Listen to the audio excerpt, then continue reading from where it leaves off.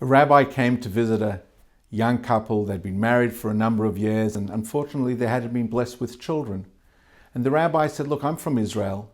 Let me write down your name and your husband's name. And when I go back to Israel, I'll go to Jerusalem, I'll go to the Wailing Wall, and I'll place the piece of paper in the wall asking that God should bless you with children.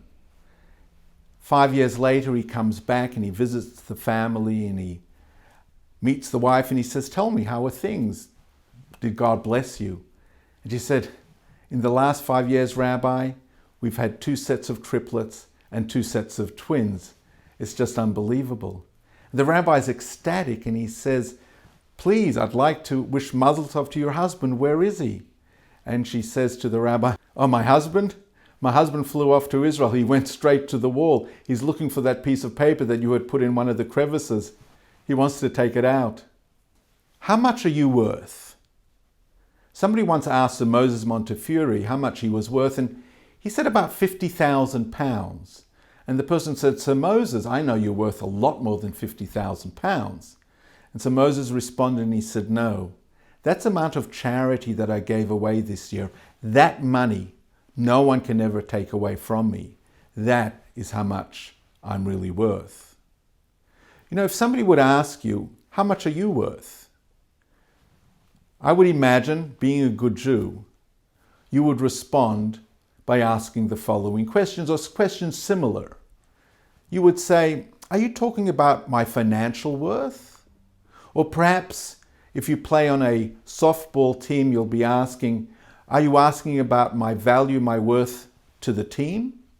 Or perhaps you're looking to ask your boss for a raise, and therefore you ask yourself, well, what am I worth to the company? And based on that, I'll know how to approach my employer. What's interesting is that all of the questions that we posed when we wanted to find the answer to how much we are worth were all questions in terms of my contribution, what I'm able to accomplish. Now, don't get me wrong, that is a very important criteria, a benchmark of when we want to evaluate somebody's worth. But what I think is also, or perhaps even more important, is to recognize there is another benchmark, there is another tool whereby we should and we must evaluate what we are really worth. It reminds me, quite a number of years ago, I was meant to fly from Melbourne to New York on a Tuesday. And Monday I wasn't feeling that well and I was rushed to hospital. And there I am in the emergency ward, and I tell the doctor on duty, and I said, look, I just need to let you know that I'm going tomorrow overseas. And the doctor looks at me and he says, you're not going overseas tomorrow. The only place you're going is upstairs to a bed in the ward. And there I am lying in the hospital bed, feeling very sorry for myself because, you see, I love the kosher airline meals. And I think to myself and I say, Yankee, even if you'd be a multimillionaire, even if you'd be a famous sports player, you'd be CEO of a company, it would make absolutely no difference. With your condition that you have, you would be in this hospital bed and you would not be flying on an aeroplane to the United States. And it made me realize that each and every one of us have an intrinsic value simply based on who we are and not on what we do. And this notion is driven home at the end of this week's portion. This week's portion, we have a fascinating set of laws. We know that people can donate to charity, people could donate to the temple. But one could also donate to the temple the value of a human being. Strange, but that's what the Torah tells us. The obvious question is, how do you evaluate how much a human being is worth?